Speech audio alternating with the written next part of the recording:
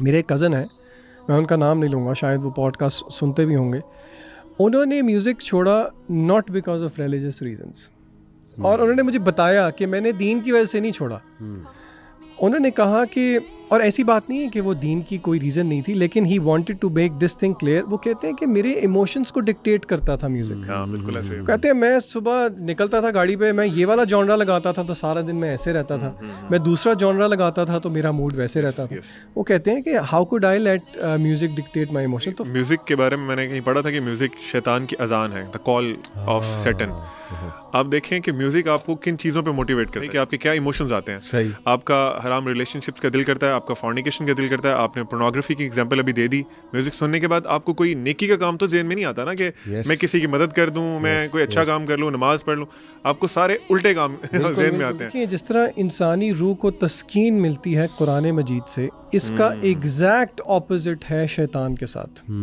شیطان can not stand the قرآن. سبحان اللہ, very true. آپ یقین کریں کہ کٹنگ لانگ اسٹوری شارٹ, مجھے رقیہ کرنے کا ایک موقع ملا, اور ملٹیپل ٹائمز میں نے رقیہ کیا کیونکہ وہ میرا فیملی کا کیس ہی تھا.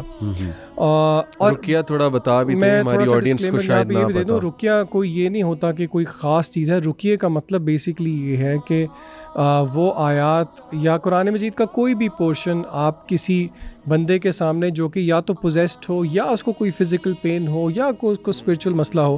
یعنی کہ اللہ نے قرآن سورۃ الفاتحہ کا ایک نام شفا ہے, شفا ہے. قرآن مجید کو خود اللہ نے جو ہے وہ شفا سے تعبیر کیا ہے قرآن مجید کے اندر ہی. تو اس کو ریسائٹ کرنے کو رقیہ کا ایکٹ کہتے ہیں, اور وہ اللہ کی اجازت سے اگلا بندہ ہیل ہو جاتا ہے. دس از واٹ رقیہ از. اچھا, جو شیاطین ہیں وہ رقیہ اور اذان اور اقامت وہ یہ برداشت نہیں کر سکتے. اور آپ یقین کریں, رقیہ کرتے ہوئے میں نے دو چیزیں بہت پروفاؤنڈ دیکھیں. نمبر ون, رقیہ کرتے ہوئے میں نے جو میرے سامنے جو کیس تھا اس پہ پوزیشن ہوئی ہوئی تھی, جو ہاتھوں کے سائنس تھے علی بھائی, وہ سارے وہ تھے جو کہ میوزیشینز کرتے ہیں. اچھا, یعنی کہ ٹو مائی سرپرائز اس میں سے اکثر سائنس مجھے نہیں پتہ تھے, اور جب میں نے آ کے بتائے تو مجھے پتہ لگا یہ تو میوزیشینز کے سائن ہیں. And she was an elderly lady. She was an elderly, جو میوزک شاید وہ اس طرح نہیں, وہ ان کا میوزک سے دور دور تک کا کوئی تعلق نہیں تھا.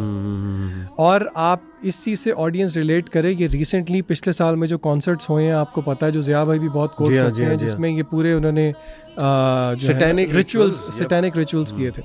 اچھا, اور دوسری بات جو میرے لیے پروفاؤنڈ تھی وہ قرآن مجید کی تاثیر تھی. آپ یقین کریں, شاید سننے والوں کو یقین نہ آئے, لیکن کیونکہ میں نے تو فرسٹ ہینڈ ایکسپیرینس کیا ہے. میں سورۃ الفاتحہ پڑھتا تھا, میں آیت الکرسی پڑھتا تھا, اور میں سورہ یہ فلق اور سورہ ناس پڑھتا تھا, آگے سے چیخوں کی آوازیں آتی تھیں, ایز ایف آپ کسی کو آگ لگا رہے ہیں. یعنی کہ وہاں سے مجھے اندازہ ہوا کہ یہ اللہ کا کلام ہے, اس میں کیا تاثیر ہے. اور آن دا کانٹری پھر مجھے شرم بھی آئی کہ دیکھو کہ یہ اس میں اتنی تاثیر ہے قرآن مجید کے اندر, کہ اگر یہ شیطان کو آگ لگا سکتا ہے تو یہ ہماری روحوں کو کیوں تسکین نہیں دے سکتا.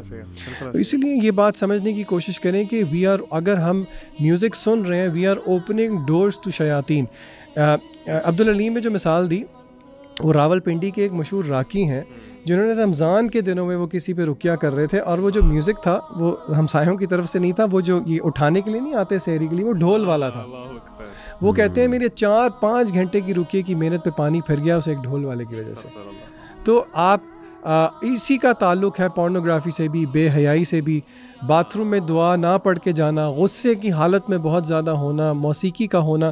یعنی کہ اگر آپ کے گھر میں میوزک ہے, it is an open door for شیاطین کہ وہ آپ کی زندگی میں انٹرفیئر کر سکتے ہیں. بالکل. میں نے دین کی طرف جب آنا شروع کیا تو میری لائف میں ایک ایکسیڈنٹ ہوا تھا, جس کا میں نے پہلے بھی ایک دفعہ ذکر کیا.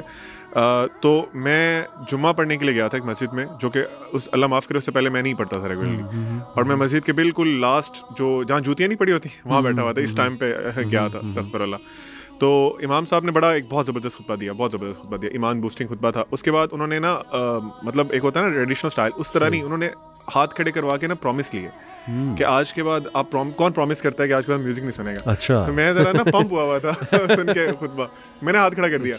اور وہ اللہ کا اتنا بڑا احسان ہے کہ اللہ تعالیٰ نے, ویسے تو اللہ معاف کرے کہ بعض اوقات چیزیں آگے پیچھے ہو جاتی ہیں, لیکن اللہ تعالیٰ نے اس میں اتنی ہیلپ کی کہ میں نے اسی وقت پہ ڈیسائیڈ کیا کہ اب نہیں میں نے سنا. میوزک سننے والا بھی گناہ کرتا ہے.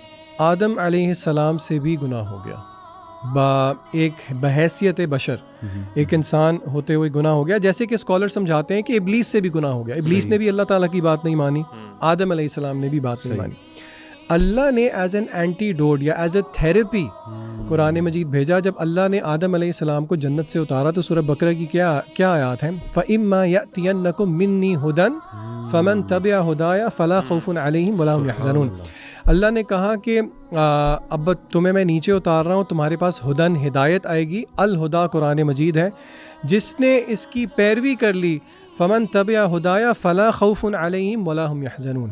اس سے ہمیں گناہ اور قرآن کا ایک تعلق پتہ لگتا ہے. گناہ ہم سے بھی ہوتا ہے, گناہ آدم علیہ السلام سے بھی ہو گیا, اس کی تھیراپی ہے قرآن مجید, نہ کہ ہم جو ہے اس تھیراپی کو چھوڑ کے جو کہ جس گناہ کی وجہ سے ہمیں بھیجا گیا تھا وہ اسی گناہ کی ایک نیچر کو ہم ریپیٹ کرتے. پھر یہ لیرکس دیکھیں, تیرے نام سے جی لوں, تیرے نام سے مر جاؤں, تیری جان کے صدقے کچھ ایسا کر دوں.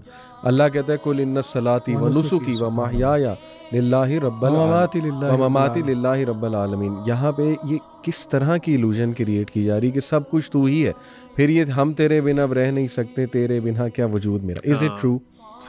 میں نے لوگ دیکھے ہیں ان کے ہارٹ بریک ہوتے ہیں, شادی ہو جاتی, سب کچھ دن لگتے ہیں, بوائز تو خاص طور پہ کچھ دن لگتے ہیں, ہاں کسی اور کے ساتھ چل جاتے ہیں. اور اللہ سورہ معارج میں کہہ رہا ہے کہ اس دن ایک بندہ اپنی معشوقہ کو سیکریفائس کرنے کے لیے تیار ہوگا کہ اللہ اس کو جہنم میں ڈال. معشوقہ چھوڑیں, یوم یفر المرء من اخیہ و امہ و امی, ابو سے بھائی سے الگ الگ بھاگیں گے, یہاں تک کہ حاملہ اپنا بچہ ضائع کر دے گی.